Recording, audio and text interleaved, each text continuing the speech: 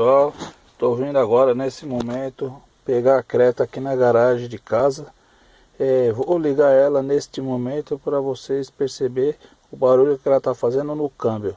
E o técnico da Hyundai falou que esse barulho é normal. Eu acredito que não.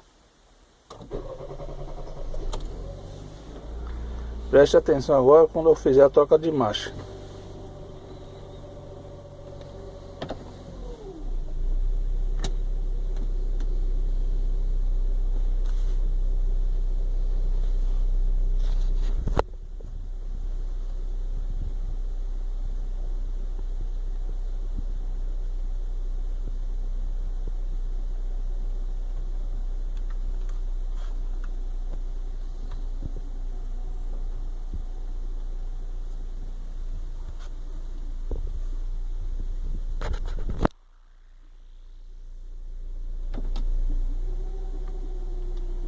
Olha, este é um barulho.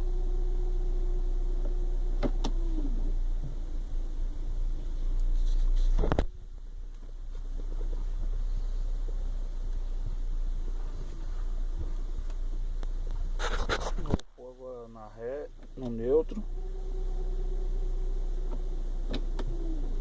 e na ré.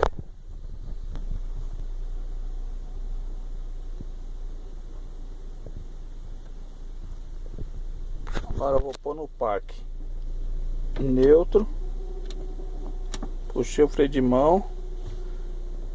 Agora eu vou pôr no parque. Tá ouvindo só, pessoal, esse barulho?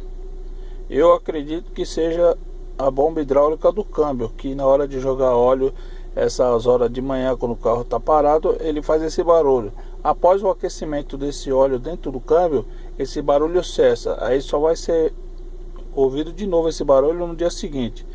Vou retornar com esse carro na concessionária e vou mostrar para ele esse vídeo. Vamos ver o que eles me falam. Qualquer novidade, estou de volta fazendo novas gravações e postar no YouTube para ver o que acontece. Ok? Obrigado, bom dia a todos aí.